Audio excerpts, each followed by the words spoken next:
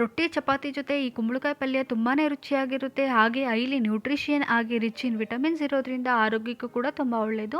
ನಾನಿಲ್ಲಿ ಕುಂಬಳಕಾಯಿನ ಕಟ್ ಮಾಡ್ಕೊಳ್ತಾ ಇದ್ದೀನಿ. ಹಾಗೆ ಸಿಪ್ಪೆನ ತಗೊಂಡು ಚಿಕ್ಕ ಚಿಕ್ಕದಾಗಿ ಪೀಸ್ ಮಾಡ್ಕೊಳ್ತಾ ಇದ್ದೀನಿ. ಹಾಗೆ ಒಂದು ಪ್ಯಾನಿಗೆ ಸ್ವಲ್ಪ ಎಣ್ಣೆ, ಸಾಸಿವೆ, ಹಾಗೆ ಸ್ವಲ್ಪ ಕರಿಬೇವು, ಹಾಗೆ ಒಂದು 6 ಕಟ್ ಮಾಡ್ಕೊಂಡಿರುವಂಥ ಮೆಣಸಿನ್ಕಾಯಿನ ಹಾಕೊಂಡು ಫ್ರೈ ಮಾಡ್ಕೊಳ್ತಾ ಇದ್ದೀನಿ. ಹಾಗೆ ಚಿಕ್ಕದಾಗಿ ಕಟ್ ಮಾಡ್ಕೊಂಡಿರುವಂಥ ಒಂದು 2 ಈರುಳ್ಳಿನ ಹಾಕೊಂಡು ಫ್ರೈ ಮಾಡ್ಕೊಳ್ತಾ ಇದ್ದೀನಿ.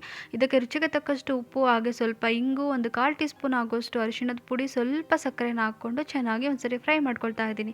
ಇವಾಗ ನಾನು ಕಟ್ ಮಾಡ್ಕೊಂಡಿರುವಂತಹ ಕುಂಬಳಕಾಯಿನ ಹಾಕ್ಕೊಂಡು ಅದಕ್ಕೆ ಒಂದು ಅರ್ಧ ಗ್ಲಾಸ್ ಆಗೋಷ್ಟು ನೀರನ್ನ ಹಾಕ್ಕೊಂಡು ಲಿಡ್ನ ಕ್ಲೋಸ್ ಮಾಡಿಬಿಟ್ಟು ಒಂದು 15ರಿಂದ ಒಂದು 20 ನಿಮಿಷ ಇದನ್ನು ಲೋ ಟು ಮೀಡಿಯಂ ಫ್ಲೇಮ್ನಲ್ಲೇ ಕುಕ್ ಮಾಡ್ಕೋಬೇಕಾಗುತ್ತೆ.